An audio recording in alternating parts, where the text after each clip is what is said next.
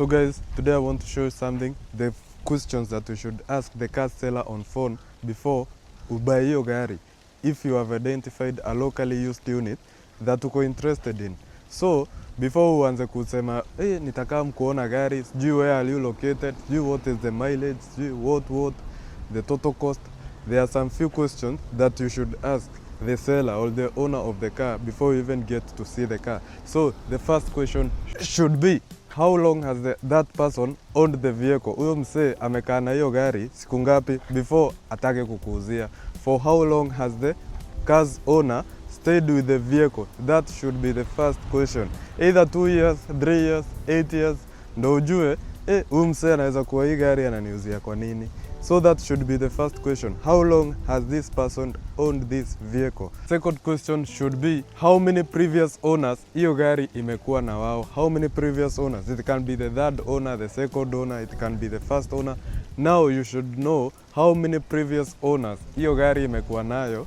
Ujue wewe utakuwa msee wangapi kui-own. So inaweza kuwa huyo msee alijiimportia, ndo zile huko zinaletwa na meli. You can see over there. Inaweza kuwa hawa say wali import, direct import. Inaweza kuwa pia yeye aliibuy locally, so he or she might be the second owner. Or inaweza kuwa alibuy from showroom direct, brand new, like Toyota Kenya or Subaru Kenya or Mitsubishi huko Simba-Colt. So you should be able to know the origin of the vehicle, and the vehicle has had how many previous owners. Now that should be the second question that you should ask on phone. Hizi information zote zenye unakusanya ndio utaenda kuverify hiyo siku utaenda kuona gari. Ukiona kitu yote yenye alikwambia na ifanani na venye uliambiwa kwa logbook or anything, it should be a red flag, and you should be start getting or looking for a new unit or another unit, because trust is the key hapa kwa hii situation. Guys, the third question should be, are there any recent mechanical or maintenance works done on the vehicle? Hiyo tunafaa tujue.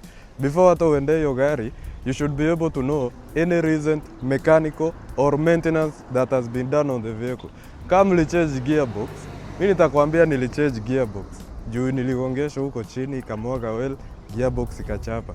Kama ulikuwa umefanya maintenance, ulifanya service ama carbon cleaning, you should be able to tell me, na juzi nilikuwa nimefanya service, juu gari ilikuwa hivi na hivi na hivi. So you should be able to know that information, any maintenance or repair work done on the vehicle. Ni part ya history, kumbuka. So you should be able to know the recent maintenance done on the vehicle. Na maintenance record kwanza ziko wapi? Nataka kuziona. Unaweza kuwa gari ufanyangi service na unataka kuniuzia, ndio niende hapo mbele inipige character. So maintenance works done on the vehicle, I should be able to know, and the repair records, they should be there, evident, I should see. Ama unionyesha message za garage nione. Because you can't sell me something yenye hujakuwa ukimaintain. Just get it. The fourth point that you should be keen on before you go and see that car or that locally used unit, you should be able to ask, is there any recent bodyworks done on the vehicle? Either repaint history, either has the car ever been repainted, kuna place ishaiguzwa na rangi. Hiyo ndio swali yenye unauliza huyo msee mwenye ako na hiyo gari. The repaint history and the repair history ya bodywork, it should be very neat. Kama it has got original paint, let him know or let her know that the car has original paint na vitu kaa hizo.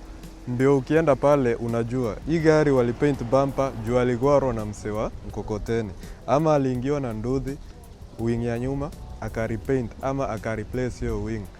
The reason you are checking this thing is because you get value for your money. Si ndio ati ukue mtiaji kwa mwenye anauza. You want to get value for your money before you even place your money on that vehicle. Juu si pesa kidogo unaenda kuwekelea. It's a lot of money. It's a lot of money that you are going to invest there, and you have to get the real value for it. Alafu sasa hizo vitu zingine, but vitu kaa record, the records za tax, kama gari imelipiwa duty and everything, you will verify through the logbook. You have to verify it. That should be the last point that you are going to verify, the records za gava. Kama gari imelipiwa tax, kama ilikuwa expatriate, unaambiwa utalipia tax, you should be able to know the amount of money that you are going to add ndio register your vehicle. So those are the 5 points that you should always ask on phone when you get that vehicle before you go and see it in person. Ndio ukienda wewe unaenda kucompare tu. Unaenda kucompare tu hiyo information, kuverify kama ni ukweli, and then now you do your due diligence to check the mechanical condition of that vehicle. Thank you.